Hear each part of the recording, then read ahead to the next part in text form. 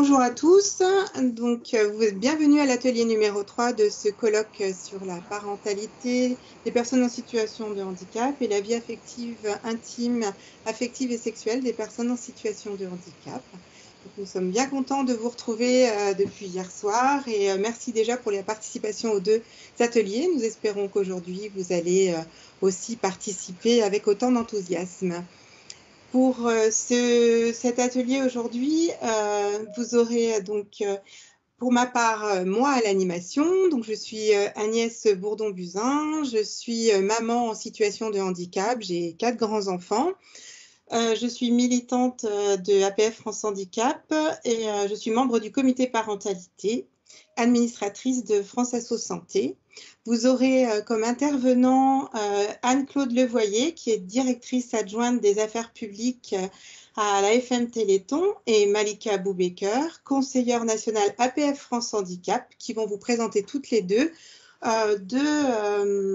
deux enquêtes sur la PCH parentalité et cette PCH parentalité avec ses définitions, pour qu'ensuite nous puissions échanger et débattre sur ce que vous attendez de la parentalité, qu'est-ce qui pour vous répond aujourd'hui à vos attentes et qu'est-ce qui ne répond pas.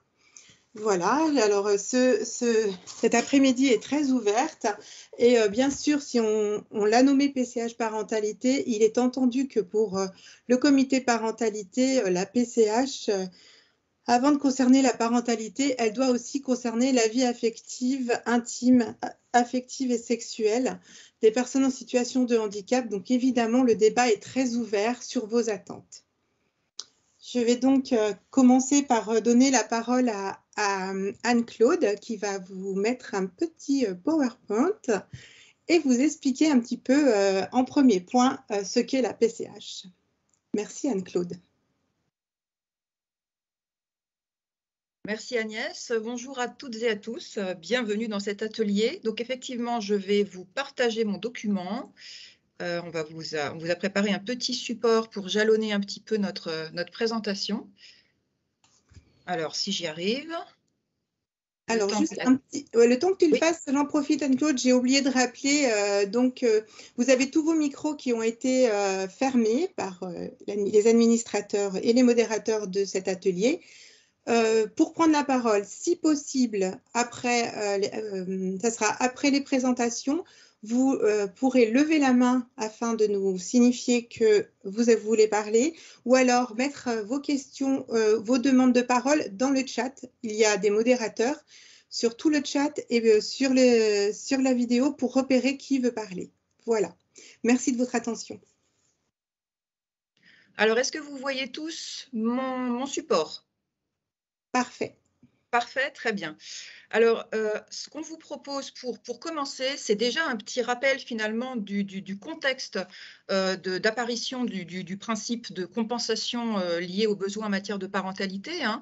Ce qu'il faut savoir, c'est que c'est un droit qui est revendiqué de longue date maintenant, puisque dès les débats autour de la loi du 11 février 2005, ça avait été évoqué, évidemment, comme un besoin parmi beaucoup d'autres, les aides humaines, les aides techniques, l'accompagnement à la vie sociale, tous les besoins qu'on connaît, qui ont bien été inscrits dans la loi. Et puis, en fait, la parentalité qui avait bien été évoquée, elle a été oubliée dans le déroulé de la loi, dans le corpus réglementaire, les décrets après. Il n'y a pas eu, au bout de 15 ans, toujours pas d'accès à ces droits autour de la parentalité des personnes en situation de handicap dans la grande loi de référence aujourd'hui, qui est donc la loi de 2005.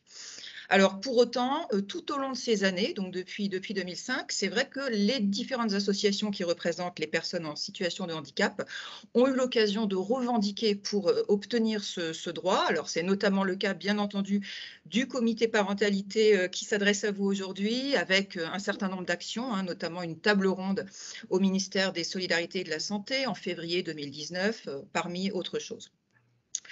Donc finalement, toute cette mobilisation importante a fini par aboutir, puisqu'il y a eu un engagement pris tout à fait officiellement par le président de la République à l'occasion de la Conférence nationale du handicap du 11 février 2020, qui s'est donc engagé à ce que la prestation de compensation du handicap soit étendue aux actes liés à la parentalité.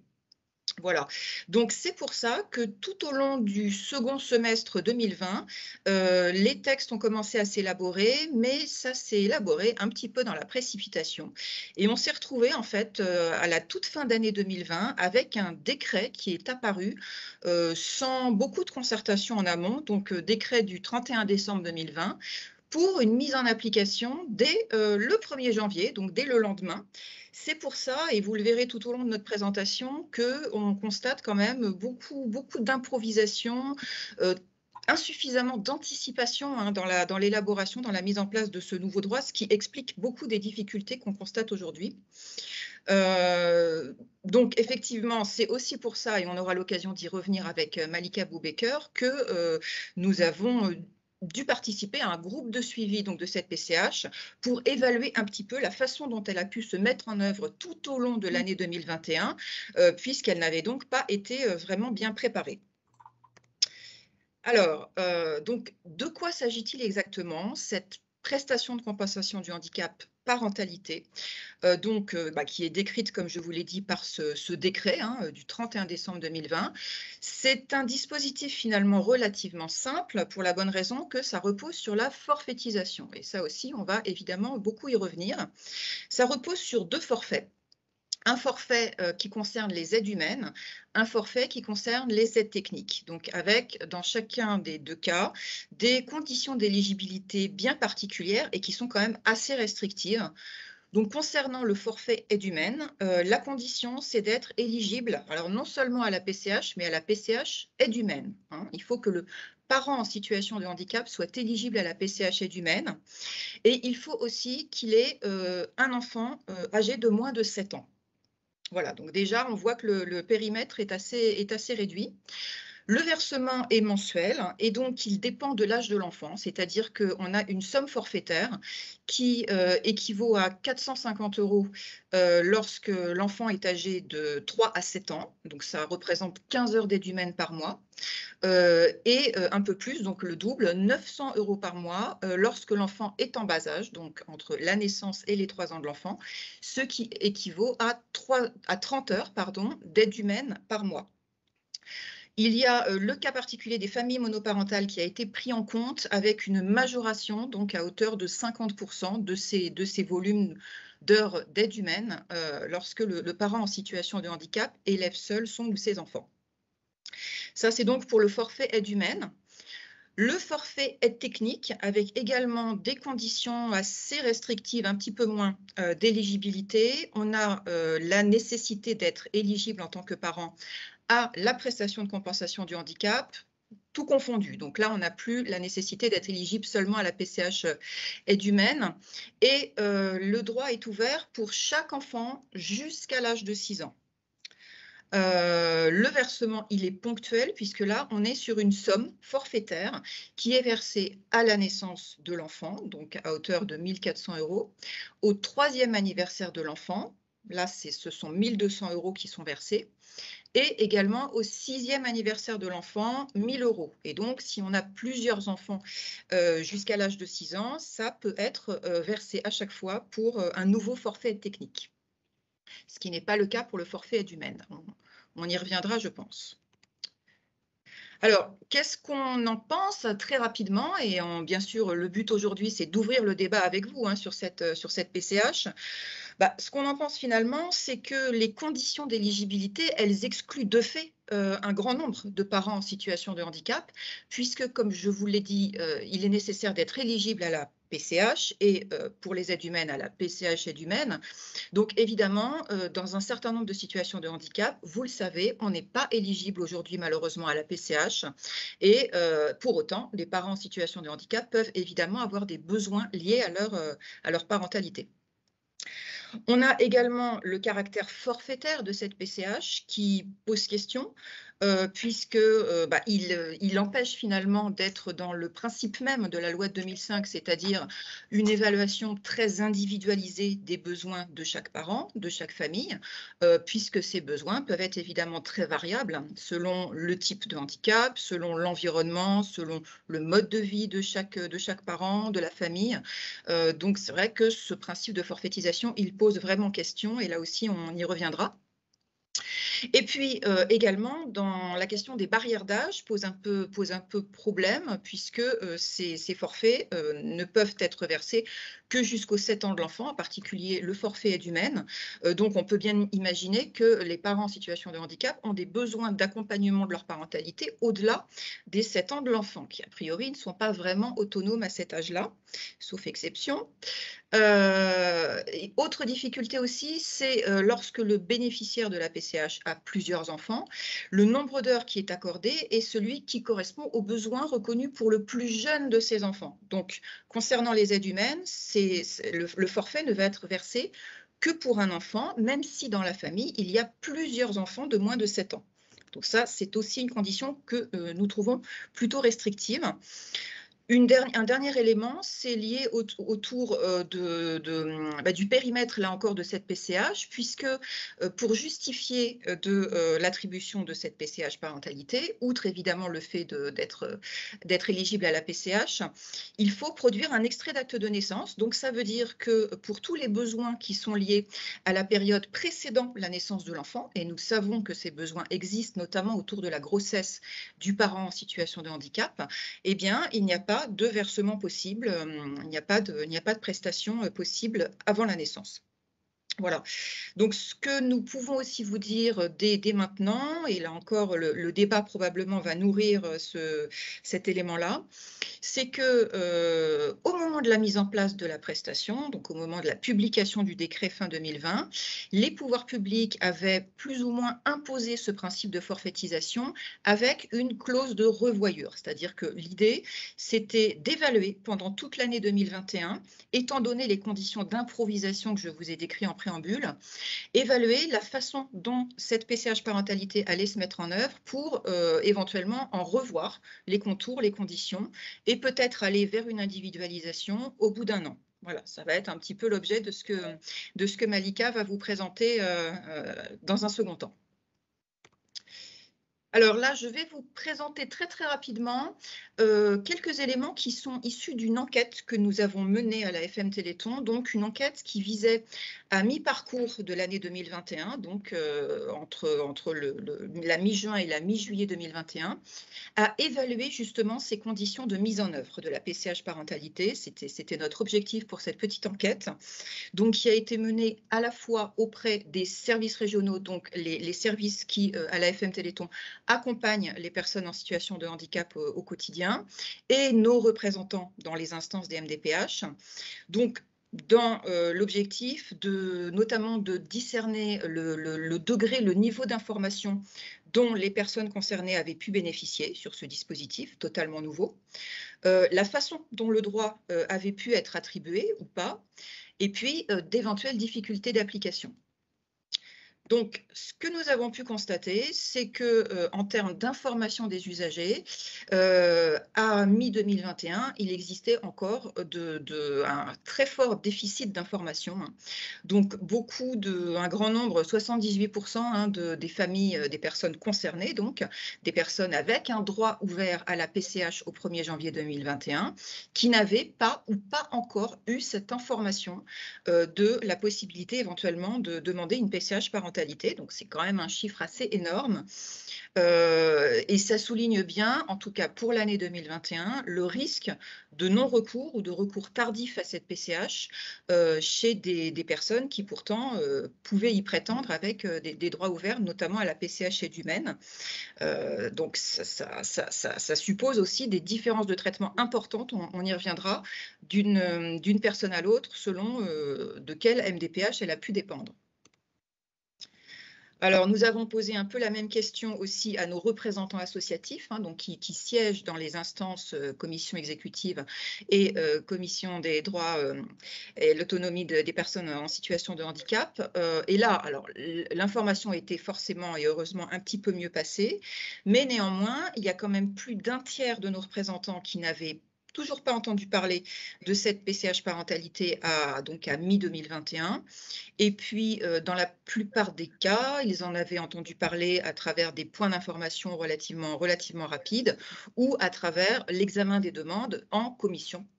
Donc, là aussi, une montée en charge quand même relativement lente et assez chaotique. Donc, pour faire un petit focus sur des retours un peu plus détaillés sur cette mise en œuvre que nous avons pu recueillir. Donc, sur 29 départements, nous avons pu objectiver que 16 MDPH n'avaient pas encore commencé à traiter les demandes de PCH parentalité, hein, donc à la mi-année 2021, et que seulement 13 de ces MDPH, donc sur 29 départements, avaient pu réellement traiter les demandes et envoyer les notifications. Ce qui d'ailleurs ne voulait pas forcément dire que les sommes avaient été versées, puisque c'est le conseil départemental qui est l'organisme financeur. Nous avons constaté aussi de nombreuses difficultés d'application liées au système d'information des MDPH, hein, puisque l'harmonisation du système d'information des MDPH est un chantier toujours en cours de déploiement, ça nécessitait un paramétrage, hein, de rentrer cette nouvelle prestation dans le système d'information. Et ce que nous avons pu constater, c'était que bien souvent, le traitement, l'instruction de la demande de PCH parentalité avait été reporté, donc reporté au moment où le système d'information aurait pu être mis à jour, ce qui visiblement n'était pas toujours le cas en juin ou en juillet 2021. Et du coup, un certain nombre de saisies ont pu être réalisées à la main par les équipes des MDPH, ce qui évidemment occasionne aussi des retards de traitement, hein, puisque c'est assez fastidieux et chronophage traité de cette façon-là. Donc au final, on a reçu un certain nombre de témoignages de retour de la part de parents concernés qui convergent, hein, vers ce constat du retard, de la difficulté à obtenir en temps et en heure cette prestation. Par exemple, une famille a pu nous indiquer qu'en juillet 2021, ils n'avaient toujours pas reçu de notification pour un dossier qui avait pourtant été déclaré complet par la MDPH et qui avait été envoyé dès le mois de février. Voilà. Donc, on en tire un petit peu un certain nombre de points de vigilance, hein, sur lesquels on va revenir, notamment à travers aussi les constats de l'enquête effectuée par APF France Handicap. Donc, plus de 6 mois après l'entrée en vigueur du décret, c'est vrai qu'on voit bien qu'en termes d'information des usagers, il y avait encore de nombreuses limites, de nombreux déficits d'information. Au bout d'une année, ça, c'est l'administration centrale qui nous a donné cette information. Donc, au bout d'une année de mise en application, on a pu décompter que 9 300 forfaits PCH parentalité avaient été attribués, tout confondu, hein, donc forfait aide humaine, forfait aide technique. Donc, comme de nombreuses familles ont reçu les deux, on en déduit que c'est approximativement 4 000 familles, hein, qui ont pu bénéficier de cette nouvelle PCH parentalité, ce qui est évidemment extrêmement restreint par rapport au potentiel de personnes qui devraient être amenées à en bénéficier, malgré le périmètre d'éligibilité qui est réduit. C'est vraiment un dispositif qui a peiné à monter en charge, hein. Donc, il y a clairement un enjeu important en matière d'information, en matière de communication. Il faut vraiment inciter les pouvoirs publics à améliorer la diffusion de l'information de façon très pédagogique autour de cette nouvelle prestation pour inciter les familles qui ont droit à en bénéficier, à faire les démarches. Et évidemment, on sera très attentif à la montée en puissance du nombre de familles éligibles et qui touchent réellement la prestation tout au fil du temps. Donc également, un point d'attention important, notamment qui a pu être vraiment mis en évidence par notre enquête à la FM Téléthon, c'est cette grande diversité d'un département à l'autre, d'une MDPH à l'autre, en termes de mise à disposition de la prestation, en termes de modalités de traitement et en termes d'information des usagers, puisque effectivement, on a pu voir que certaines MDPH attendaient que le système d'information soit prêt, d'autres ont été au contraire très très proactives, certaines ont pris le listing de toutes les personnes déjà identifiées à la MDPH, ont cherché si elles étaient parents et les ont contactées un petit peu une par une, enfin voilà, hein, certaines ont fait vraiment un travail assez remarquable, donc ça on le salue évidemment, mais la conséquence, c'est que nous avons du coup une très très forte diversité, hétérogénéité des pratiques d'une MDPH à l'autre et du coup des inéquités de traitement entre les personnes, ce qui n'est évidemment pas acceptable. Donc tout ça, ça a nécessité et ça a vraiment justifié de la part des associations, notamment membres du comité parentalité, un suivi très important qui a pu se concrétiser par notre implication dans le cadre d'un groupe de travail de suivi de cette PCH parentalité, tout au long de l'année 2021. Piloté par la Caisse nationale de solidarité pour l'autonomie et la Direction générale de la cohésion sociale, dont Malika va vous parler un petit peu plus en détail juste après moi. Voilà, donc je lui cède la parole. Merci Anne-Claude. Je remercie pour l'exposé. Malika, il y a un écho formidable. Malika, tu peux y aller. Oui, tu me dis si jamais tu as un problème pour accéder au... Ouais, ça y est, je suis en train de le télécharger. Merci Anne-Claude, merci Agnès. Alors, oui. Alors, j'espère qu'il n'y aura pas trop de redites, je suis désolée. Mais bon. Malika, tu vas pouvoir avancer comme ça, un peu plus vite. Alors, donc, je sais pas si vous le voyez bien, le diaporama. C'est bon pour vous? On voit Malika, mais on ne voit pas les écritures pour le moment, mais je pense que c'est normal, parce voilà, qu'elles arrivent. Voilà, elles arrivent. Voilà. Par contre, tu peux le mettre un tout petit peu plus grand, le tien, ou pas? Eh bien, je n'y arrive pas, justement. Donc, si je pouvais vous demander votre aide pour le mettre plus grand, ce serait super. Je pense que tu as le même problème que moi. Ouais.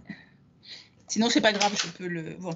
Alors, pour pas perdre trop de temps, donc, comme vous l'indiquait, donc Anne-Claude et Agnès, donc APF France Handicap a également... suivi d'extrêmement près cette question de la PCH parentalité, puisqu'il est évident que cela fait partie de nos revendications socles, évidemment avant la loi du 11 février 2005 et plus particulièrement depuis la mise en place de la loi du 11 février 2005, puisque au même titre que d'autres besoins, en tout cas dans le périmètre de l'aide humaine, c'était un manque énorme, comme les activités ménagères, enfin comme d'autres besoins qui n'étaient toujours pas pris, qui ne sont toujours pas pris dans le cas du périmètre de la prestation de compensation du handicap, et cette question de la parentalité, elle est pleine et entière. Donc il y avait, effectivement beaucoup de travaux à mener avant même la rédaction du décret. Je vais revenir sur cette question de la non-anticipation, en fait. C'est la raison peut-être pour laquelle on se retrouve aujourd'hui dans cette situation-là. Mais il est évident qu'il aurait fallu travailler bien en amont sur la préparation des équipes MDPH, entre autres, pour la question de l'évaluation autour des besoins liés à la parentalité, et non pas, effectivement, de manière très verticale, décider de la mise en œuvre très, très directe de l'ouverture, en fait, de l'application, de l'élaboration d'un décret avec, de manière très verticale, l'imposition effectivement d'une modalité qui, pour le coup, évidemment, ne convient pas. Donc, pour assurer justement ce suivi, puisque en fait, on était mis devant le fait accompli, 1er janvier 2021, nous étions, mis devant le fait accompli, c'est ce décret qui devait pouvoir s'appliquer de manière transitoire, entre guillemets, c'est bien ce qui nous avait été annoncé, sur toute l'année 2021, pour effectivement une clause d'éventuelles revoyures fin 2021 pour revoir en fait toutes ces modalités. Donc nous en fait on a mis en place deux outils de suivi. Évidemment une enquête très, très, très suivie auprès de nos représentants en MDPH, en CDAPH et en COMEX pour savoir effectivement comment les MDPH s'attribuaient en fait et appliquaient ce décret, mais également aussi une enquête auprès des départements, des conseils départementaux, puisque c'est eux, vous le savez, qui financent la prestation. Mais on a également mis en place une enquête en ligne pour s'adresser directement aux parents en situation de handicap. Donc à partir de ces deux types de remontées, donc le questionnaire, lui, il a été actif tout au long de l'année 2021. Nous l'avons arrêté fin octobre 2021, je vous expliquerai à la fin pourquoi.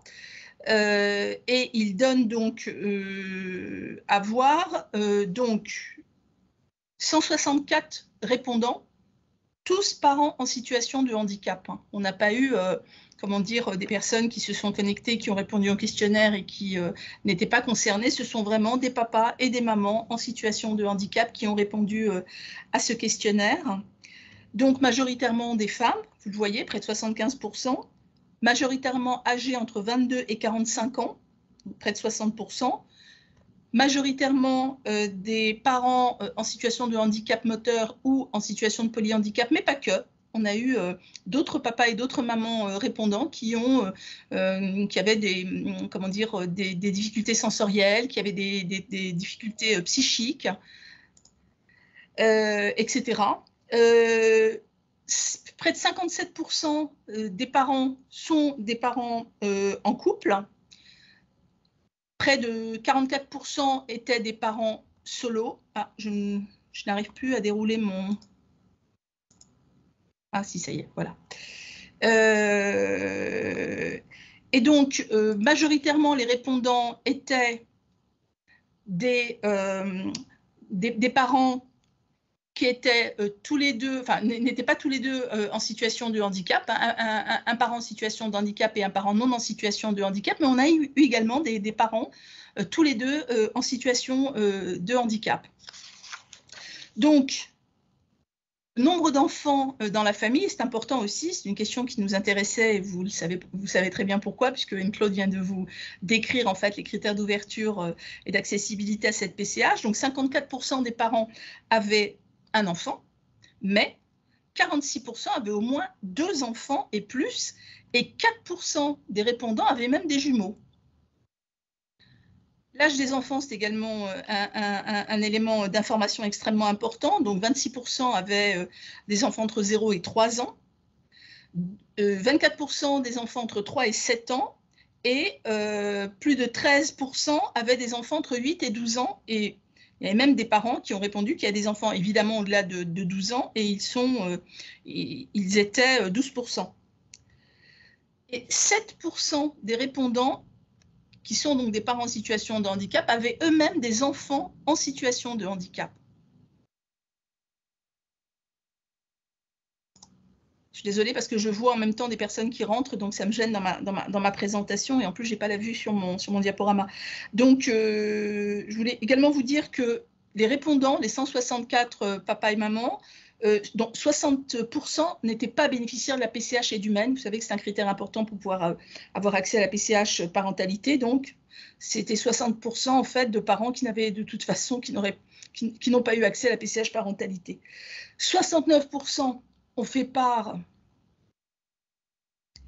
de leurs besoins en aide humaine au titre de la parentalité. Et 88% ont évoqué le fait qu'ils n'avaient pas d'aide spécifique au moment où ils répondaient, pas d'aide spécifique au titre de la parentalité. Concernant donc la fameuse PCH parentalité, donc applicable au 1er janvier 2021, on leur a également posé une question plusieurs questions d'ailleurs à ce sujet. Donc plus de 64%, près de 64% des répondants ne la connaissaient pas, ne connaissaient pas cette prestation. Et près de 96% des répondants n'en bénéficiaient pas. Voilà. Et parmi donc, ces répondants n'en bénéficiant pas, 4,2%, donc parmi les 4,3% qui en bénéficiaient, plus de 50% étaient des demandes en cours. Voilà. Et toujours parmi ces 4,3% de parents qui en bénéficiaient à l'époque, 71% estimaient déjà que cette prestation ne répondait pas à leurs besoins. Voilà. Donc, je vais faire court puisque Anne-Claude a déjà largement évoqué les freins de cette prestation, puis on y reviendra tout à l'heure. Donc, pour nous, cette enquête qui était menée donc, tout au long de l'année 2021 rejoignait en fait malheureusement nos premières impressions. On a eu également du côté des retours des MDPH, donc ce qu'a évoqué largement Anne-Claude, le manque d'informations adaptées, les outils adaptés pour pouvoir informer justement les bénéficiaires de cette nouvelle prestation. La question des outils inadaptés, moi j'allais dire vraiment au niveau même des outils internes, c'est-à-dire le GEVA et l'annexe de 5 n'étaient pas calibrés, n'étaient pas adaptés aux besoins liés à la parentalité, ne le sont toujours pas d'ailleurs, donc c'est bien un frein qu'il va falloir lever. La question évidemment des outils informatiques, on y reviendra, voilà.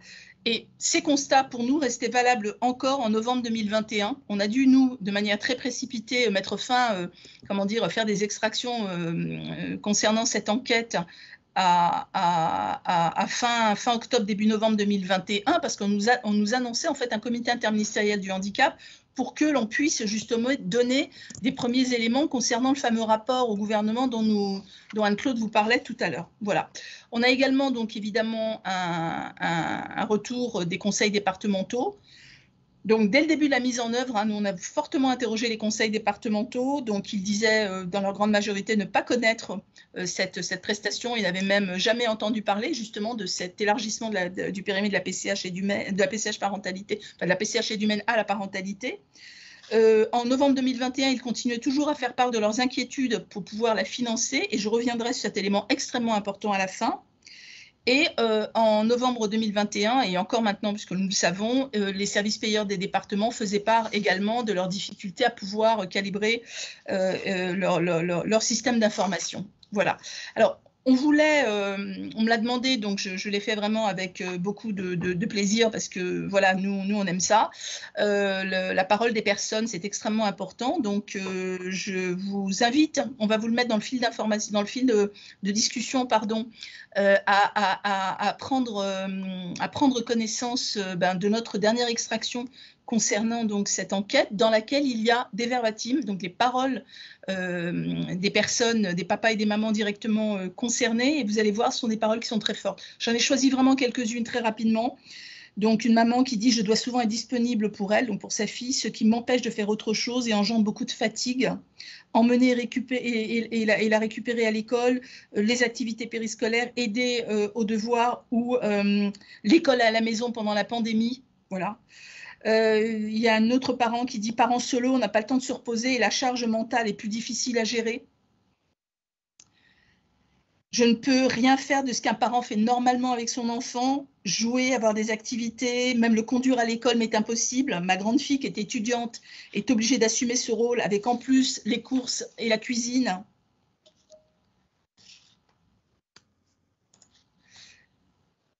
Là, j'ai un témoignage qui est un tout petit peu plus long, mais je le trouve éclairant, donc je vais vraiment prendre une minute pour le lire. Donc, un jour, en le ramenant de l'école, mon fils m'a dit « En fait, il y a plein de mamans. Des mamans debout qui marchent, des mamans en fauteuil qui ne marchent pas, des mamans debout qui ont du mal à marcher. » Je lui ai répondu « Oui, c'est ça, mon chéri, tu as tout compris, il y a plein de mamans différentes. » Il a dit « Je crois que je préférais que tu ne sois pas handicapée, mais bon, en fauteuil ou pas, tu es ma maman et je t'aime. » Je l'ai trouvé tellement touchant et je crois que c'est ça qu'il faut retenir. Handicapée, oui, mais une maman avant tout qui a envie et besoin de s'occuper de son fils et de passer du temps avec lui. Alors, si mon fils de 4 ans l'a compris, la personne qui va décider de combien de temps m'attribuer sur l'aide à la parentalité devrait pouvoir le comprendre aussi. Je suis une maman qui aime son fils de tout son cœur et qui demande un peu d'aide physique pour s'en occuper au mieux. J'ai un autre témoignage rapide. Désormais, mon fils a 7 ans, donc je ne pourrai plus en bénéficier. Mais si cette prestation avait existé avant, je l'aurais demandé. Quand il était plus petit, j'avais besoin d'aide en permanence, quand mon mari travaillait. Et la dernière, j'ai des jumeaux. L'aide physique aux enfants est complexe. Je dois en laisser un sans surveillance lorsque je m'occupe de l'autre. Je ne peux pas sortir seule avec les enfants, descendre les escaliers. Du coup, je suis cloîtrée chez moi. Je dois solliciter les voisins pour de l'aide. J'ai des difficultés à manipuler seule la poussette double et à installer seul les enfants dans la voiture. Voilà. Alors, bon, c'est assez éclairant. Ah, j'ai plus de... Voilà.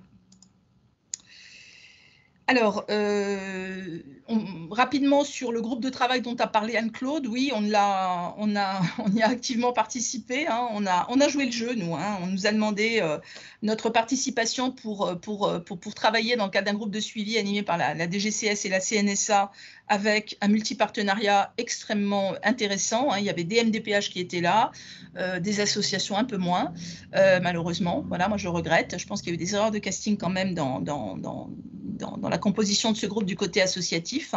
Par contre, il y avait des MDPH et des services de MDPH qui ont eu à appliquer la PCH parentalité et ils avaient là pour le coup des remontées très fiables, très diverses, très fiables. Donc tout au long de l'année 2021, donc, on a mis en place ce groupe de travail de suivi.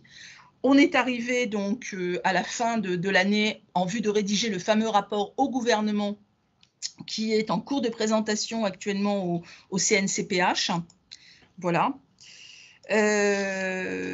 Donc, on a répondu à un certain nombre de questions, mais bon, là, je vais être assez rapide parce que ce que je vais vous proposer, c'est de vous le mettre dans le fil de discussion, c'est dans la contribution c'est c'est pour Kim que je m'adresse à Kim. Donc c'est le premier document en fait qui concerne l'extraction de l'étude, hein, où on a tous ces éléments. Merci Kim.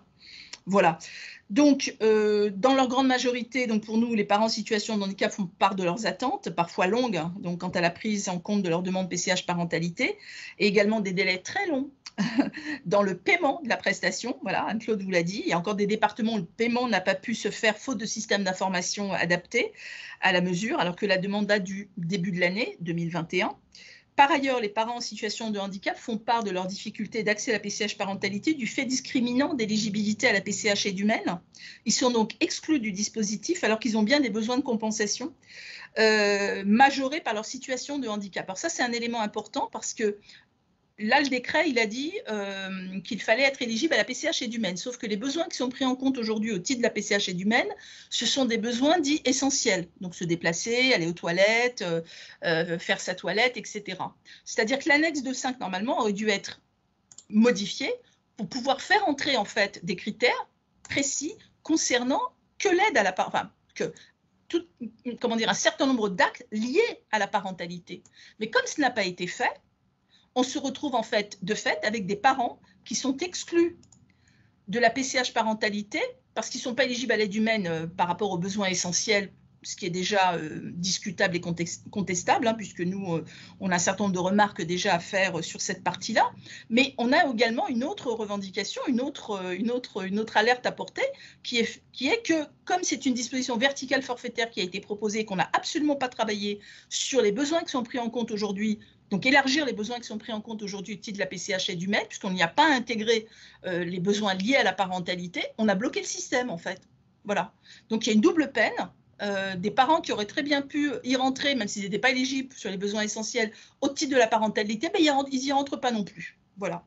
Donc ça, c'est un élément important parce que je crois que tout au long du groupe de travail, c'est des éléments qui ont été… on a tourné autour du pot, mais on n'est pas vraiment rentré sur cet élément-là. Alors, évidemment, les parents qui font part de leurs difficultés quant à la réponse forfaitaire qui leur est proposée, c'est-à-dire qu'il n'y a pas d'évaluation précise de leurs besoins, évidemment, il suffit… Oui. Je vais être obligée de faire un petit peu la police de la montre. Il faut qu'on finisse pour laisser les gens parler. Oui, mais ça fait 10 minutes que je parle, donc voilà, je suis désolée. Je vais terminer. Voilà. Juste… Je vais terminer. Oui. Ben oui, mais il fallait faire avant la police. D'accord. Donc, la question de la modalité forfaitaire qui, évidemment, ne répond pas à des besoins supérieurs à une demi-heure par jour d'intervention d'aide humaine ou 1 heure d'intervention d'aide humaine par jour selon l'âge de l'enfant. Donc, ça, c'est absolument inacceptable. C'est ça qu'il fallait retenir, en fait, hein, dans la question de la forfaitisation. C'est que vous avez un certain nombre de parents qui ont des besoins importants en aide humaine dans la journée au titre de la parentalité, qui, de toute façon, cette modalité forfaitaire, même si elle est libre d'affectation, comme on dit, elle ne leur convient pas. Voilà. Donc, des parents sont complètement exclus de cette prestation. L'âge des 7 ans de l'enfant, vous l'avez vu, hein, je n'ai pas à revenir là-dessus. Nous, ce que l'on a pointé en plus, je vais essayer de faire du plus, c'est qu'il faut absolument également bouger tout l'environnement de vie des personnes. C'est-à-dire que quand un enfant arrive, il y a la question évidemment de l'aide technique, elle est prévue, hein, Anne-Claude vous en a parlé, mais il y a également l'environnement de vie de la famille, c'est-à-dire le logement, les aménagements du logement. C'est pouvoir faire entrer dans le cadre des 1000 jours, puisque Adrien Taquet, dans le cadre de son programme des 1000 jours, faire entrer en fait toutes les dispositions des 1000 jours à partir du 4e mois de grossesse. Donc 4e mois de grossesse, ça veut dire qu'on fait rentrer toute la question de la parentalité. La période de la grossesse fait partie évidemment de toutes les questions liées à la parentalité. La PCH, elle n'intervient que sur la délivrance d'un certificat de naissance, donc une fois que l'enfant est né.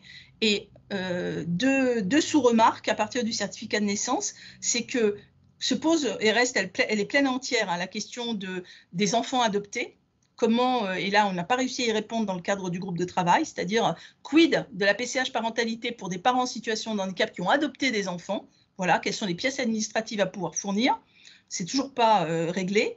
Et quid de la question des enfants placés qui ne sont donc pas avec leurs parents, qui ne vivent pas, en tout cas, toute la semaine ou même jamais, malheureusement, avec leurs parents. Est-ce que ces parents ont un droit ouvert à la PCH parentalité? Nous ne le savons toujours pas. Voilà. Si on a quand même une revendication autour de la PCH aide technique, voilà, et puis de manière plus générale, c'est-à-dire qu'on a une PCH qui n'est absolument pas adaptée aux besoins du parent. Là, on a vraiment une PCH forfaitaire qui est adaptée aux âges des enfants, ce qui est assez étonnant.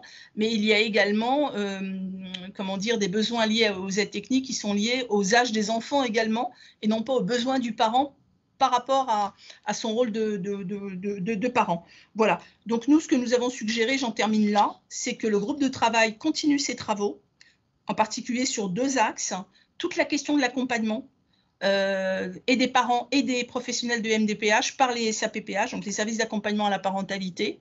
Ça, c'est extrêmement important, donc dans le cadre du déploiement des SAPPH, et puis évidemment de revenir à une PCH individualisée et de lever évidemment tous les freins que je viens de vous décrire. Voilà, j'en ai terminé. Merci Malika. À travers tes remarques et puis celles de Anne-Claude, de vos présentations, vous avez déjà initié le débat par rapport aux remarques de nos associations. Je vois qu'il y a déjà quelques mains levées et quelques remarques déjà dans le chat. Je vais peut-être déjà faire une petite remarque parce qu'on s'était dit qu'on la ferait en préambule et puis nous avons oublié, nous, quand nous disons que nous ne sommes pas pour la forfaitisation, bien entendu, nous ne parlons que de la forfaitisation liée à la prestation de compensation de la parentalité. Nous ne remettons pas du tout en cause la forfaitisation pour les handicaps sensoriels. Il faut bien que ça soit entendu parce que nous aurions peur qu'il y ait des confusions sur les modes de forfaitisation. Aujourd'hui, notre propos, c'est vraiment la façon dont est faite cette forfaitisation pour la PCH parentalité et nos expressions ne vont que sur cette forfaitisation.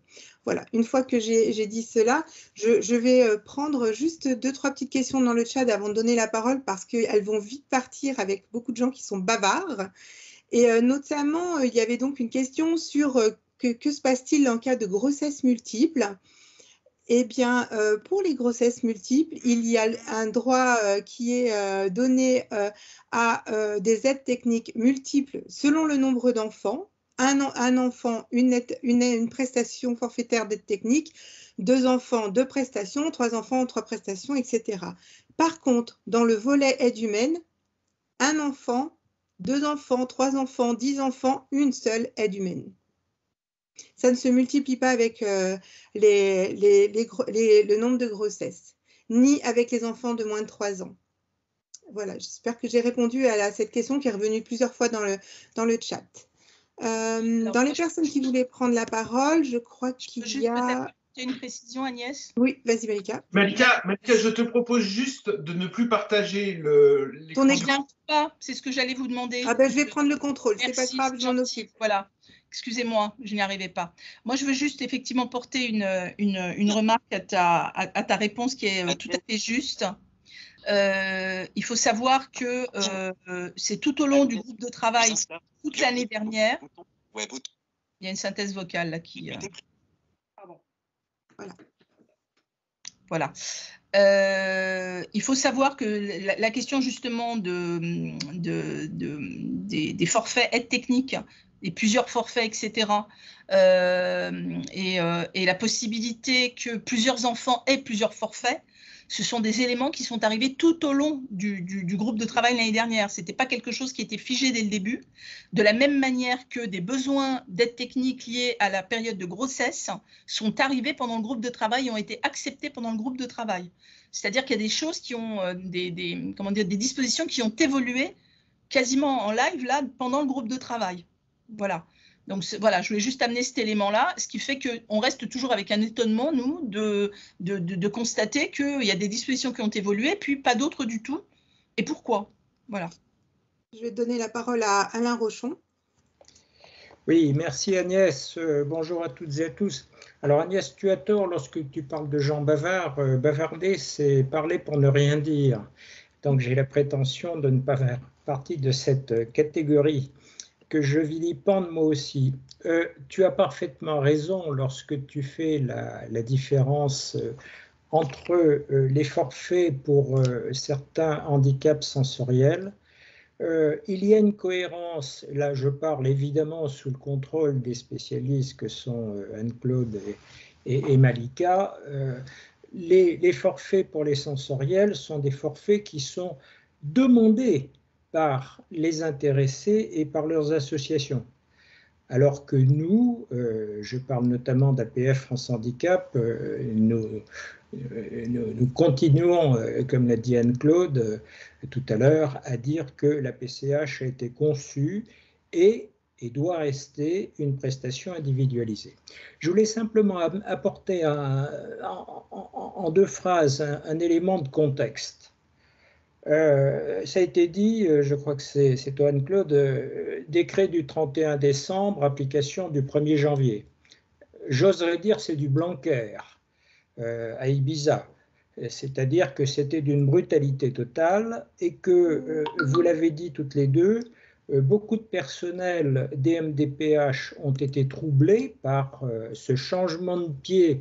On passait d'une évaluation fine et on demandait aux équipes d'être aussi près des besoins et des attentes à un forfait.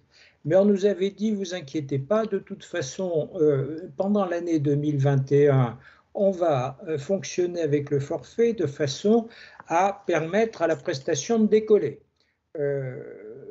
Les 2 intervenantes ont apporté les chiffres et on est loin de la réalité. Moi qui suis un budgétaire, je vous apporte juste un chiffre supplémentaire. Il me semble qu'on a dépensé une dizaine de millions d'euros alors que 200 millions étaient prévus. J'ajoute, Malika, ce que tu as dit est à la fois vrai techniquement et pas tout à fait vrai au niveau de la procédure. Les conseils départementaux devaient faire l'avance. Et ils ne savaient pas en janvier 2021 s'ils seraient remboursés. Il n'y avait pas de somme inscrite dans le budget de la CNSA. Je faisais partie du conseil à l'époque pour rembourser les conseils départementaux. Donc vous voyez la motivation que ça pouvait comporter pour des gestionnaires de budget. Je terminerai sur 2 points. Vous l'avez commencé, mais il me semble que vous ne l'avez pas complètement terminé. Moi, j'en fais un élément de contexte. Donc, on a vu arriver avec Anne-Claude l'autre jour, effectivement, le rapport qui était génial, 30 pages, la page de finale disant « On vous a écouté, on vous a consulté, nous, DGCS, et la DGCS, Anne-Claude était là, hein, si ma mémoire est bonne, nous vous proposons de continuer l'expérimentation sur l'année 2022 et sur la base d'un forfait, sans nous dire si effectivement l'arrière-pensée était de revenir à une prestation individualisée ou si c'était de continuer. Et quand on voit effectivement, moi je mets en garde sur le principe même de l'individualisation de la PCH, et je ne parle pas de la PCH parentalité, on voit bien qu'un certain nombre de types, enfin un certain type de handicap et leurs associations ne sont pas violemment contre une forfaitisation. Et je terminerai en disant que, sauf erreur de ma part, le Premier ministre, récemment en comité interministériel du handicap, a un peu élargi, ou en tout cas a fait des annonces qui méritent évidemment d'être traduites en texte et en budget, sur l'extension du périmètre de la PCH et notamment de l'aide humaine à d'autres types de handicap, ce qui pourrait ouvrir... Mais là, on est presque dans une vision très, très, très onirique, très optimiste des choses. Voilà, j'en ai terminé. Merci. Marion Doé, vous souhaitiez prendre la parole. Est-ce qu'il faut que je vous ouvre le micro, Marion?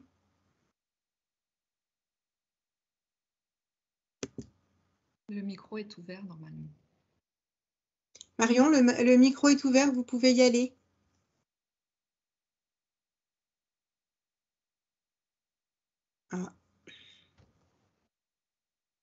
Moi, je pense qu'on a... Ça y est? Non, ça ne marche pas. Du coup, on va prendre une question dans le chat et je vais tenter de l'appeler sinon. Oui, autrement, quelqu'un d'autre veut la parole? Je vois qu'il n'y a pas beaucoup de mains levées, mais c'est peut-être parce que je ne vois pas toutes les mains, en fait. C'est Malika. Il y a d'autres... C'est Malika qui a levé la main. Ah, Marion est là. Marion. Ah, super. Il faut activer votre micro, Marion. Ça marche. Ah, super. Oui, parfait. Excusez-moi. Bon, merci beaucoup. Oui, donc moi, je suis sociologue et je travaille sur ces questions pour ma recherche que j'effectue encore et qui est financée par le CNRS. Je travaille sur la parentalité des personnes déficientes visuelles. Mais je suis aussi maman solo voilà, d'une petite fille de 9 ans. Donc, je suis plus dans le... Je suis passée à côté de ce dispositif. Et j'avais... donc, j'ai trouvé ça... Non, tais-toi. Pardon. Attendez, je vais essayer de... Excusez-moi. Donc, j'ai trouvé voilà, ça très intéressant parce que moi, je fournis un travail davantage qualitatif, plus en profondeur que quantitatif, mais du coup, ça m'a permis de... Voilà, enfin, Madame Boubaker, j'avais déjà pu m'entretenir avec elle sur voilà, tout ce dispositif en termes de perspective quantitative. J'avais juste une remarque à faire, disons, plus qualitative sur la question des aides, en fait... des aides, donc il y a de l'argent, voilà, tout n'est pas parfait, il y a beaucoup de choses à améliorer. Les personnes reçoivent donc un forfait, donc ça c'est OK.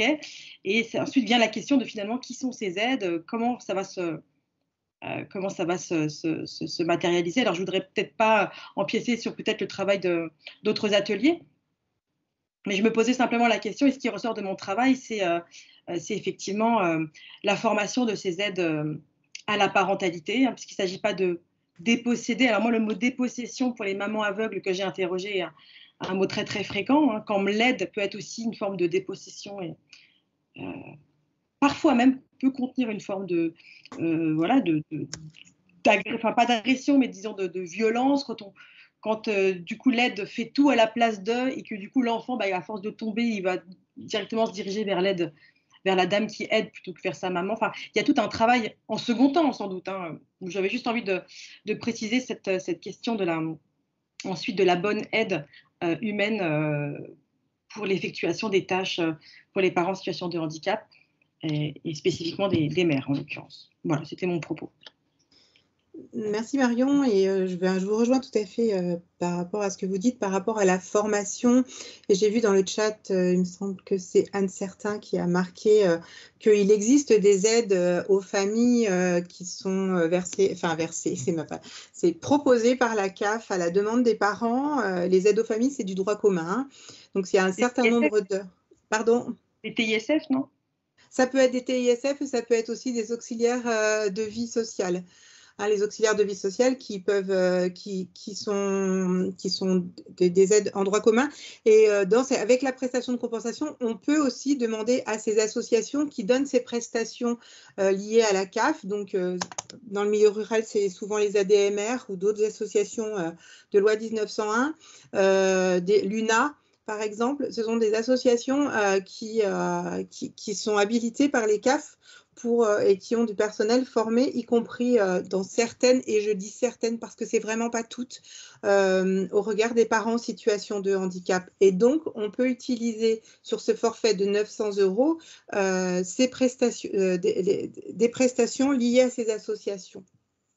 Si ça peut répondre. C'est aussi pour ça quand on connaît le tarif d'une heure de TISF, 30 € de l'heure, ce n'est pas le prix d'une heure de TISF. C'est beaucoup plus cher, une heure de TISF. Ensuite, est-ce que Kim, il y a des questions, s'il vous plaît? On a des questions. J'essaie de remonter aux premières questions parce que c'est vrai qu'on a pris les questions venant à la fin et on avait des remarques. Là, il y a beaucoup de questions qui arrivent. On avait peut-être une... Voilà, il y a beaucoup de questions qui arrivent, ça me chamboule. On avait une question concernant Alors, comment ça se passe au niveau de la PCH parentalité si je souhaite adopter? Malika ou Anne-Claude, vous pouvez répondre parce que j'ai la réponse, mais vous êtes là pour répondre aussi. Oui, alors moi j'avais levé la main avant, excuse-moi, parce que je voulais répondre. Vas-y. Pas les mains peut-être. Oui, tu es intervenante, tu n'as pas besoin de lever la main, Malika. Ah oui, mais bon, je parle. Bon, alors je parle. Je suis désolée, du coup, je vais laisser Anne-Claude répondre sur la question de l'adoption. Et puis moi, je vais répondre à 2-3 questions, en particulier lors de l'intervention d'Alain. Alors, juste par rapport au forfait surdité cécité, il faut quand même être conscient que c'est un droit d'option. Hein. C'est-à-dire qu'il est tout à fait possible pour les personnes d'opter pour une PCH individualisée, ce qui n'est pas le cas de la PCH parentalité. Voilà, c'est mieux de le dire. Voilà. Sur la question des départements et de la remarque des départements, alors elle est importante, hein. C'est-à-dire qu'ils n'étaient même pas au courant de la prestation, ils n'étaient pas au courant qu'ils devaient faire l'avance, voilà, puisqu'ils devaient faire l'avance, ils ont fait l'avance, et que pour 2022, ils ont bien 200 millions d'euros qui est budgété. Il y a 200 millions d'euros qui est budgété pour la PCH parentalité, fléché PCH parentalité, avec près de 4000 forfaits, enfin 4000 parents potentiellement concernés en 2021. Bon, on parle beaucoup de ce qu'on appelle la montée en charge de la PCH parentalité. Il est évident qu'on sera très très loin d'éponger avec les limites actuelles, hein. Le forfait, les 7 ans de l'enfant, un forfait par enfant, quel que soit le nombre d'enfants dans la fratrie, etc., les critères d'éligibilité à PCH, etc., qui freinent. Voilà. Donc, on ne va pas du tout éponger et utiliser ces 200 millions d'euros. C'est ça aussi qui est extrêmement étonnant, quelque part. Voilà. Donc, il aurait fallu effectivement faire évoluer le décret maintenant. En plus, on avait l'argent pour le faire évoluer. Voilà. Moi, je pense que sur cette question des forfaits, la vraie question derrière, c'est la question des contrôles d'effectivité. Parce que tout ce qui est forfaitaire n'est pas contrôlé, tout ce qui est individualisé est contrôlé. Est-ce juste? Voilà, je pense qu'il faut qu'on commence à se poser et à poser clairement la question. Parce que ce qui est intéressant et ce qui est attirant, en fait, dans une modalité forfaitaire, c'est sa non-affectation dans son non-contrôle. Mais il est évident que si un papa ou une maman avait la possibilité d'avoir le nombre d'heures qu'il lui fallait à un titre singulier et adapté à ses besoins et que cette prestation ne soit pas contrôlée, qu'il n'y ait pas un contrôle d'effectivité, hein, qu'elle soit versée parce que le besoin a été reconnu, etc., qu'il est passé par la CDAPH, enfin voilà, tout le parcours d'ouverture de droit a été fait. Donc bien fait, hein, besoin a été reconnu, les droits ouverts, etc. Donc pourquoi venir contrôler par la suite? Je pense que là, on se poserait moins la question de forfait versus individualisation. Et puis la question des aides, la question que Marion a posée, qui est extrêmement intéressante, en dehors du profil, hein, de l'intervenant, qui est une véritable question. Le groupe parents handi de l'APF, dont Agnès a fait un énorme boulot pendant des années, a produit en fait un document. Kim, tu peux le mettre en fil de discussion, s'il te plaît. C'est le document qui s'appelle Contribution et qui décrit en fait les interventions des aides humaines tout au long en fait du parcours de parentalité des personnes, des parents handi, de l'étape de la grossesse justement jusqu'à un âge avancé de l'enfant. Et puis on a également dans le même document des photos, des aides techniques adaptées aux parents en situation de handicap, et qui est un document qui a été utilisé, mais même demandé par les MDPH dans le cadre du groupe de travail, et ça, ce sont les associations qui l'ont fourni, et ça, c'est le travail du groupe parents handi d'APF France Handicap, dont Agnès a été vraiment un moteur, un énorme moteur, voilà, un grand moteur. Merci. Je vois. Il y avait la question sur l'adoption. Si oui, sur l'adoption, justement. Oui. Il y en a une autre, ça tombe bien, il y en a plusieurs. Donc, ok, comme le proposait Malika, je veux bien répondre sur l'adoption. Alors en fait, on l'a évoqué toutes les deux très rapidement, ça fait partie des situations de flou en fait, hein, qu'on voudrait bien voir éclaircir, c'est-à-dire qu'il n'y a a priori pas du tout d'exclusion, et heureusement, de la situation des familles qui sont adoptantes. En revanche, il n'y a aucune précision sur le type de document à fournir en fait. Donc on imagine bien qu'on va être sur des documents en termes de justificatifs du type agrément délivré par le conseil départemental, parental ou bien jugement d'adoption lorsqu'il s'agit d'une adoption à l'étranger, mais ce n'est pas précisé. Donc là, on a vraiment quelque chose de très flou. Ne sont pas précisés non plus les délais, hein, puisqu'on sait bien qu'une adoption, c'est quelque chose qui se prépare. Donc, on devrait pouvoir envoyer probablement des documents justificatifs quelques mois avant, comme ça peut être le cas aussi avec la grossesse, même si ça n'ouvre pas droit à la prestation, et jusqu'à 6 mois après l'officialisation de l'adoption. Mais là, nous sommes dans des hypothèses, en fait. On reste dans le flou et on est toujours en attente de précision sur ce type de situation. Alors, a priori, c'est accessible, hein. Moi j'en connais dans les Côtes d'Armor, pour le coup, Agnès. Oui, oui. Mais, parce que je sais que la Bretagne est toujours très active et que de toute façon, pour les enfants adoptés, ils ont accès à un certificat de naissance au nom de leurs parents adoptants, qui sont leurs vrais parents. Donc, les procédures sont refaites, donc les gens peuvent produire un certificat de naissance. Alors, si je peux me permettre, en Ille-et-Vilaine, c'est un petit peu particulier parce que vous avez commencé à travailler justement cette question de parentalité bien avant le décret. Et moi, je rejoins ce que vient de dire Anne-Claude. C'est extrêmement important, voire même inquiétant, puisque nous, on l'a plusieurs fois posé tout au long de l'année 2021, cette question de groupe de travail. Et moi, je peux vous dire je peux vraiment vous donner la réponse qui m'a été donnée. Moi, je n'ai pas partie du groupe tout au long de l'année. C'est sur le site officiel du gouvernement, Malika. On n'a pas eu de demande. Du gouvernement. Voilà, je précise juste. Peut-être c'est très récent, mais c'est sur monparcourshandicap.gouv.fr. Oui, vous avez accès à l'adoption. Oui. Enfin, oui, les adoptants ont accès à la PCH parentalité.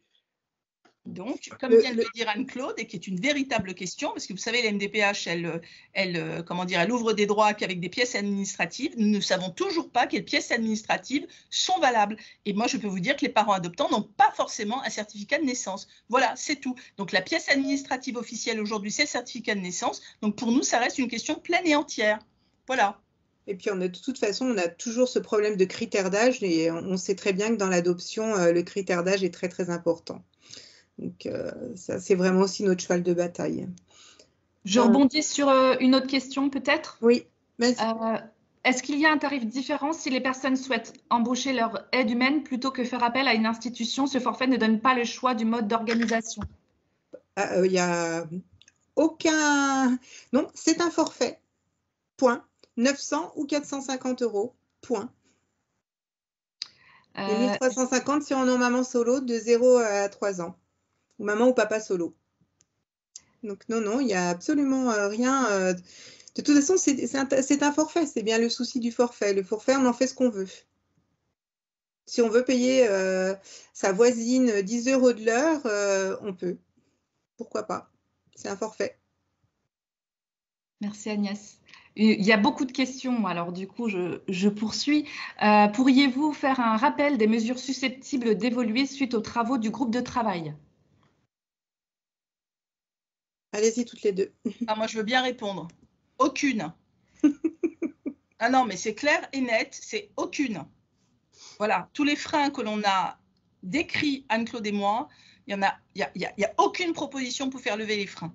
Voilà. Au contraire, on nous dit on va rester dans le maintien d'une modalité forfaitaire parce que vous comprenez, les systèmes d'information des MDPH et des départements, ce serait trop compliqué de les modifier pour revenir à une approche individualisée. On aurait peut-être dû anticiper avant et peut-être ne pas passer à un mode forfaitaire et continuer justement le déploiement des systèmes d'information MDPH, comme c'est le cas actuellement, sur une prestation de compensation qui existe et juste ajouter les besoins liés à la parentalité, comme j'évoquais tout à l'heure. Non, c'est très, très inquiétant. Justement, on nous propose là, et je te laisserai terminer Anne-Claude, on nous propose là le maintien de cette disposition au moins pendant encore 1 an pour observer. Ça y est, nous, on a observé.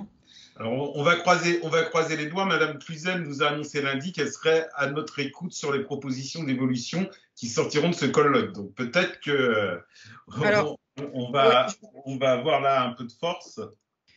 Juste pour rebondir sur ce que disait Malika, en effet, les discussions autour de ce rapport d'évaluation qui nous a effectivement été soumis très récemment se sont beaucoup focalisées autour de cette question forfaitisation versus individualisation. Bon, je caricature un peu, mais c'est beaucoup ça. Et c'est un peu, même si c'est fondamental, et ça nous y sommes très attachés, malgré tout, c'est un peu dommage parce que du coup, ça a obturé toutes les autres difficultés en termes de périmètre autre, que le rapport, c'est pour ça c'est très paradoxal, parce que le rapport les objectifs parfaitement bien, que ce soit à travers les remontées des usagers eux-mêmes, des parents, les quelques parents déjà bénéficiaires de la prestation, tous ceux qui aimeraient bien en être bénéficiaires mais qui n'en sont pas, que montre bien l'enquête de l'APF France Handicap, et puis les remontées aussi des professionnels eux-mêmes des MDPH, tout ça est très convergent pour montrer qu'effectivement, il y a vraiment des trous dans la raquette en termes d'âge des enfants, en termes de nombre d'enfants éligibles à ce que le parent touche la PCH parentalité aide humaine, en termes effectivement de prise en compte de la particularité de telle ou telle famille dont les besoins sont très variables bien sûr d'un cas à un autre. Voilà, on a parlé de l'adoption, on a parlé de la grossesse, il y a quand même encore énormément de sujets de discussion pour affiner tout ça, et à ce stade, nous n'avons absolument aucun engagement en ce sens. Et c'est vrai que, comme disait Malika, c'est tout de même un petit peu préoccupant, enfin en tout cas, ça nous inquiète beaucoup. Et pour répondre à une question que je viens de voir dans le fil de discussion, le rapport n'est pas accessible, hein, dans le sens où il est soumis pour l'instant à une saisine du CNCPH pour avis. Et je pense qu'il sera publié public après. Évidemment, nous le connaissons puisque on y a largement participé. On a même quasiment rédigé des parties qui ont été reprises. Hein. Toutes les parties concernant les apports et les préconisations des associations, toutes les parties qui concernent les préconisations des MDPH, qui, je vous le dis, parce que je ne l'ai pas dit, hein, se rejoignent. Hein. Il y a un consensus entre toutes les parties prenantes du groupe de travail. C'est ça aussi qui est assez étonnant, pour revenir et pour revenir à l'individualisation, mais pas que, et pour lever tous les freins dont nous venons de parler. Tout le monde était d'accord, ça fait consensus. Et c'est vrai que c'est une disposition de la Direction générale de la cohésion sociale de dernière heure, de dernière minute, qui fait une autre proposition, qui fait une autre préconisation, qui est le maintien de la modalité forfaitaire, parce que la question des systèmes d'information serait trop délicate à régler.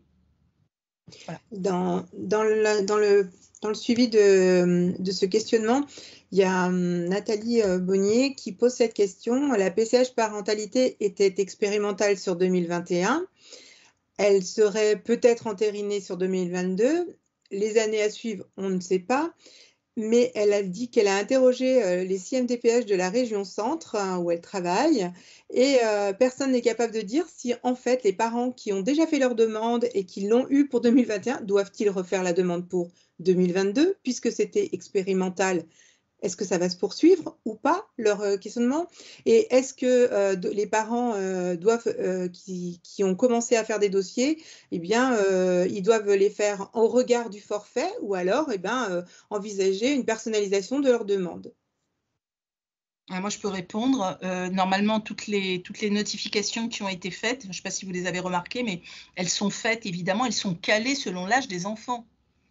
Donc, vous voyez ce que je veux dire, c'est-à-dire qu'il n'y a même pas de notification à 1 an, 2 ans, enfin, tout dépend, je vous répète, c'est quand même un droit qui est calé sur l'âge de l'enfant, alors qu'on demandait une PCH parentalité calée quand même sur les besoins du parent en situation de handicap. Donc, de toute façon, les notifications, elles sont calées sur les droits qu'ouvre en fait la prestation, puisque ces droits sont calés sur l'âge des enfants. Vous voyez, donc ce ne sera pas 1 an, ce ne sera pas 2 ans, voilà.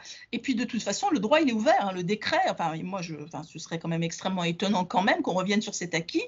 Voilà, moi j'ai pas eu le temps de développer mon propos, mais nous on salue quand même l'arrivée de cette PCH parentalité. Comme je disais, on l'a demandé depuis 17 ans, on l'obtient. C'est la modalité en fait, les modalités en fait et les freins liés en fait à ces différentes modalités que nous dénonçons, mais c'est pas l'ouverture de la PCH parentalité, enfin pas l'ouverture de la PCH à la parentalité que nous dénonçons, et au contraire, pour moi, elle est inscrite dans le droit. Sauf que la façon dont elle est inscrite dans le droit aujourd'hui, ben, évidemment, elle exclut un certain nombre de parents. Donc c'est pas une disposition, c'est la modalité qui serait éventuellement transitoire. C'est pas le droit qui est transitoire. Voilà, si je peux répondre à la question de cette manière-là et rassurer effectivement la personne qui a posé la question. On a une question d'Iliana. Est-ce que, Iliana, tu as le micro ouvert? Il est activé de notre côté? Vous pouvez gagner. Ça y est. Oui, bon, je ne vais pas revenir sur le débat d'hier après-midi sur le fait que pour moi, la PCH et l'aide humaine et la parentalité, ça pose question. Par contre, bon, merci pour la confirmation que le fait qu'il y ait un forfait, il n'y ait qu'un seul tarif. Mais si vraiment on n'arrive pas à changer le fait que pour avoir accès à la PCH parentalité, il faut y avoir de l'aide humaine, pourquoi ne pas appliquer le même fonctionnement? C'est-à-dire qu'au moins arriver à négocier sur je sais pas, un cheval de bataille, quoi. C'est-à-dire que, OK, l'aide humaine, il y a 3 tarifs, que soit c'est du prestataire, soit voilà, on embauche quelqu'un, soit c'est un aidant familial. Soit on a de l'aide humaine et ça ouvre accès à la parentalité, enfin à la PCH parentalité, soit c'est un forfait, mais dans ces cas-là, il faut revoir les tarifs. Enfin, je sais pas, c'est un questionnement que je me pose. Je sais pas si j'ai été très claire, mais en tout cas, merci.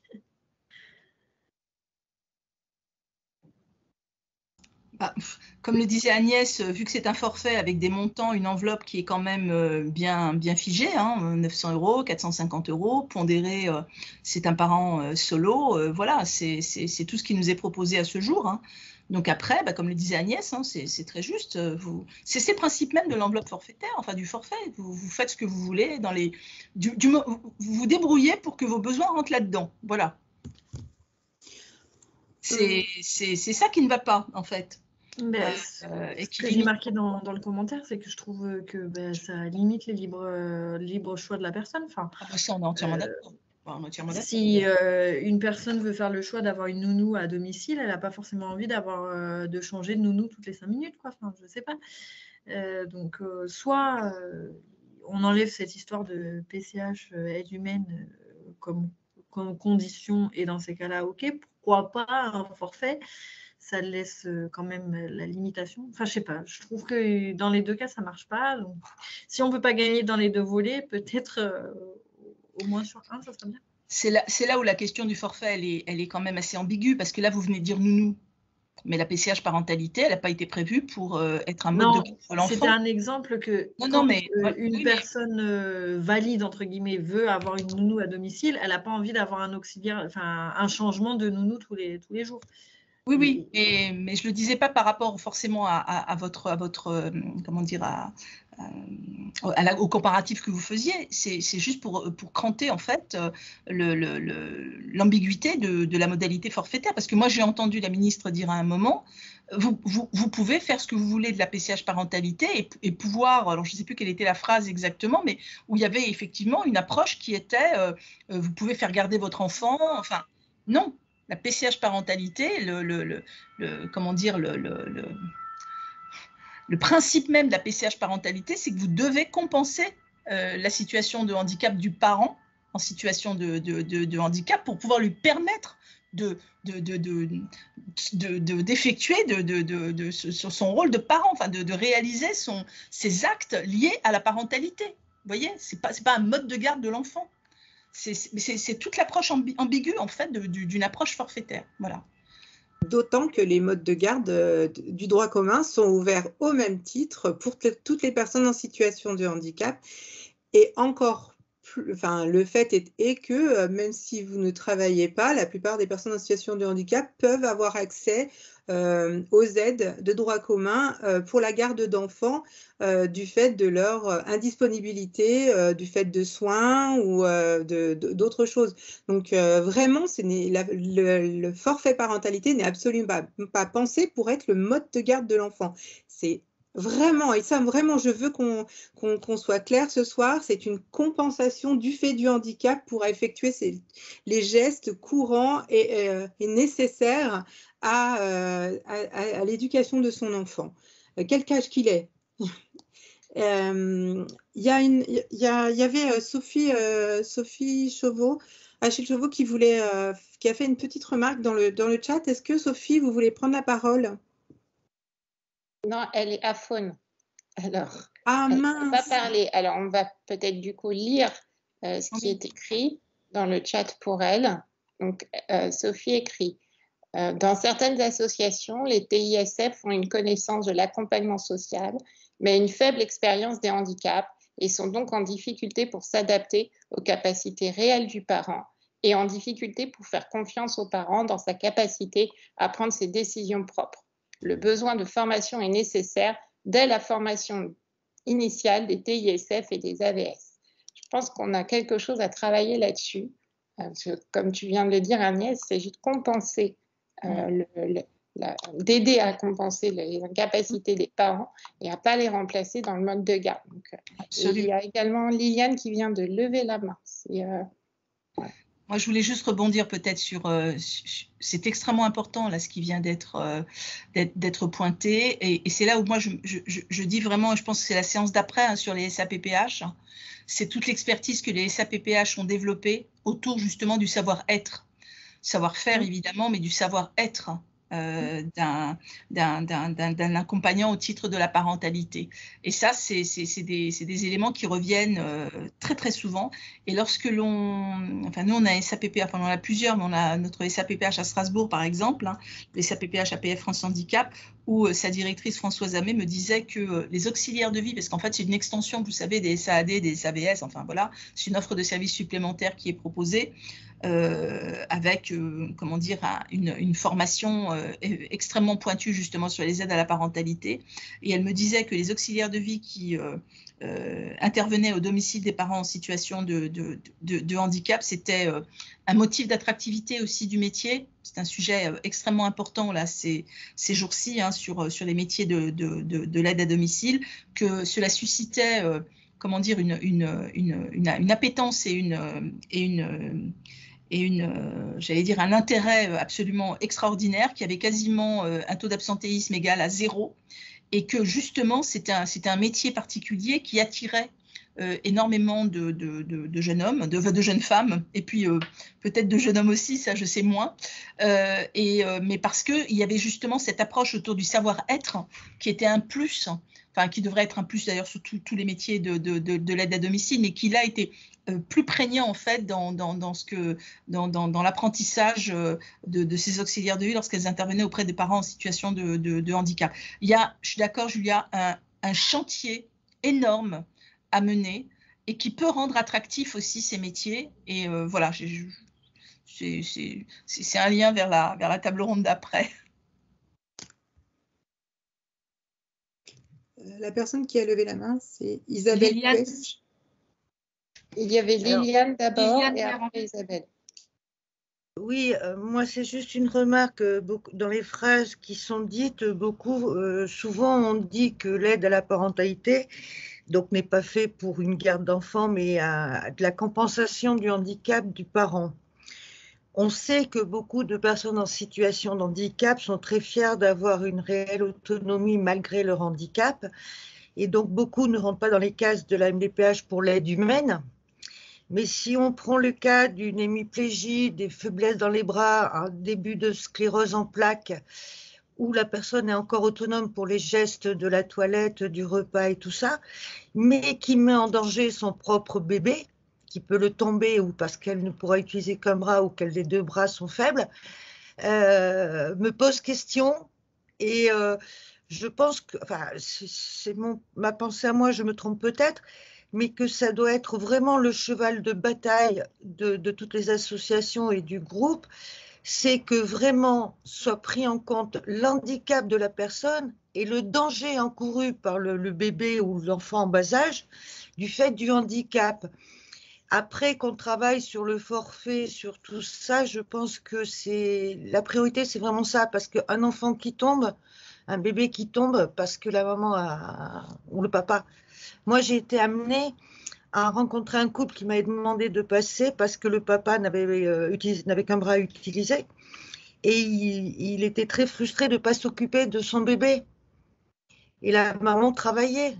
Donc, en fait, le bébé était chez une nourrice parce que la maman travaillait, alors que le papa ne travaillait pas.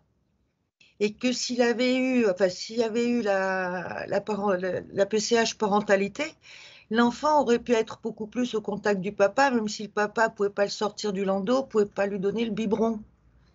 Et ça, c'est un paramètre qu'on a tendance à oublier. Parce que la nourrice, souvent, c'est un choix par défaut, parce que la personne valide travaille et que la personne du couple qui est en situation de handicap ne travaille pas. mais on ne lui reconnaît pas la capacité à s'occuper de son bébé du fait que l'aide humaine est réservée, de l'aide à la parentalité est réservée à l'aide humaine.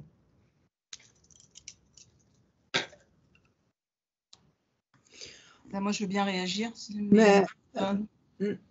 Parce que moi, je pense que vous avez tout dit et bien dit. Nous, c'est ce qui nous inquiète effectivement dans les parents exclus. Hein. Et c'est vraiment ces témoignages qui nous sont remontés. Hein. Moi, je ne suis pas éligible à PCH aide humaine, donc je n'aurai pas de PCH parentalité. Donc, je ne peux pas m'occuper de mon enfant. Je suis obligée de le confier à d'autres, voire même à mon voisinage, à ma famille. Voilà. C'est vraiment ce qui nous est remonté. Donc, c'est pour ça qu'on a lourdement insisté sur les exclus de la prestation de compensation du handicap. Hein. On empêche effectivement par là même un parent d'être parent, quoi, d'être avec son enfant. Voilà, c'est tout. Enfin, vous avez tout dit.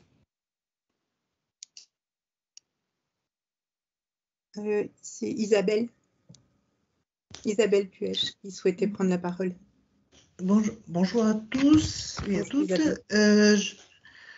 Donc moi, je travaille pour APF France Handicap en Occitanie. Alors peut-être qu'on est une région qui est où ça ne marche pas très bien, mais quoi qu'il en soit, je rebondis un petit peu à ce qu'on a dit tout à l'heure au début. Très très peu de parents en situation de handicap bénéficient de cette prestation PCH parentalité. Pour beaucoup, parce qu'ils ne sont pas au courant. Alors là, j'ai regardé vite fait, là, sur 4 départements, je pense qu'on n'a même pas 100 personnes. Sur l'Aude-Pyrénées-Orientale, Hérault, Haute-Pyrénées, on n'a pas 100 personnes qui l'auraient, ce n'est pas possible.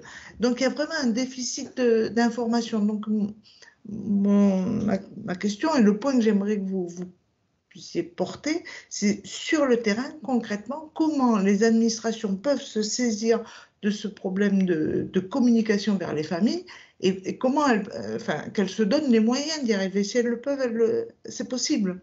Quand on voit que, c'est ce que je disais dans le chat, quand on voit que la caisse d'allocation familiale est au courant des grossesses, est au courant parce qu'elle verse des prestations familiales, est au courant parce qu'elle verse une allocation adulte handicapé, je peux bien faire un petit effort pour informer. Comment ça n'est pas fait, c'est pas possible. Alors c'est ça qui est dommage.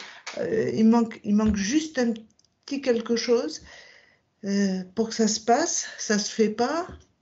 Bon, voilà, il faudrait vraiment imposer aux administrations de le faire. C'est trop dommage, sinon on va repartir sur un an où on va encore arriver à la fin de l'année en disant il n'y a pas eu, on n'a pas dépensé ce qui était prévu. C'est bien dommage. Voilà. Alors, si je peux un petit peu vous rassurer sur ce mode, il y a quand même des caisses d'allocation familiale qui ont réfléchi à comment on peut sensibiliser les personnes et qui ont essayé de croiser les personnes recevant la AAH et les personnes déclarant une grossesse. C'est faisable quand c'est le même parent qui demande, qui fait la déclaration de grossesse et qui reçoit la AAH. Or, en essayant de croiser les fichiers, on s'est aussi rendu compte que souvent, par commodité, parce qu'il y a des histoires financières, parce que pour recevoir la hache, vous savez très bien tout ce qui se passe. En fait, le parent, quand les gens sont en couple, le parent qui fait la demande des prestations familiales n'est pas le parent qui perçoit la hache, par exemple. Donc, du coup, on ne croise pas. Donc, vraiment, on loupe beaucoup de choses comme ça. Mais il y a certaines CAF avec qui j'ai travaillé pendant plusieurs années, notamment en Bretagne, désolée pour les autres, mais où les fichiers on a tenté des croisements pour informer les personnes. Mais moi, je pense, et là, je vais prendre la parole, et là, c'est la militante du comité parentalité, mais aussi sur les questions de parentalité depuis plus de 20 ans, parce que c'était bien avant la PCH, les questions de parentalité, hein, pour moi, en tout cas. Je les ai rencontrés il y a bien longtemps, mon aîné ayant 30 ans. La question, c'est vraiment comment on fait son projet de vie comment on rédige son projet de vie. Déjà, on commence par là pour que les MDPH aient conscience, lorsqu'on fait des demandes, des besoins réels des personnes. En fait, dans la plupart des projets de vie, il n'est jamais mentionné, les gens ne mentionnent pas qu'ils sont parents, qu'ils ont des besoins au regard de cette parentalité.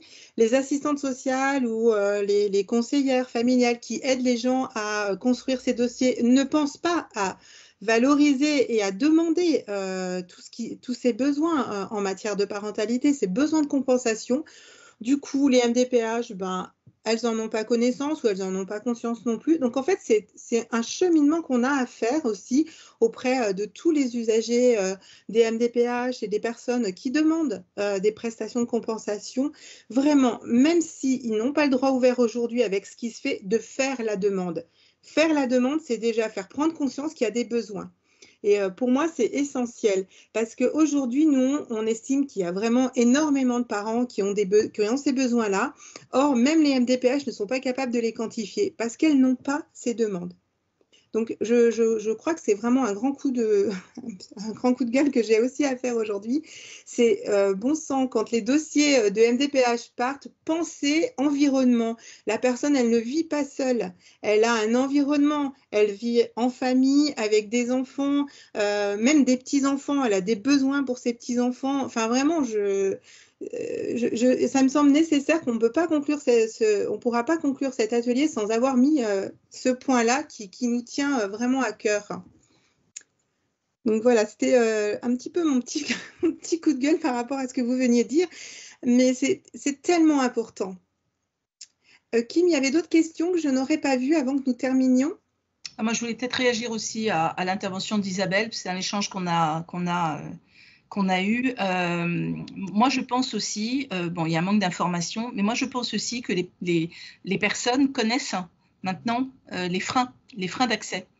Ils ont des enfants de plus de 7 ans. Ils n'ont pas la PCH aide humaine. Donc, du coup, ils ne font pas la demande. Voilà. Nous, c'est remonté dans le questionnaire, c'est remonté assez fort.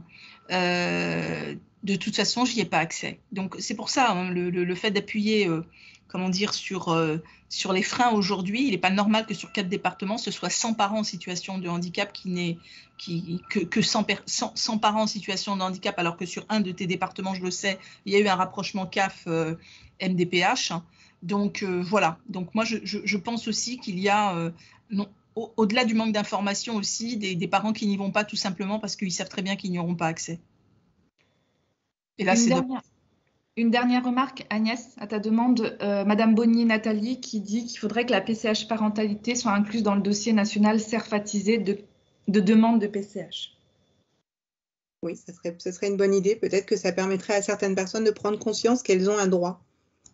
Il est en cours de réforme, le CERFA, donc ce sera dedans.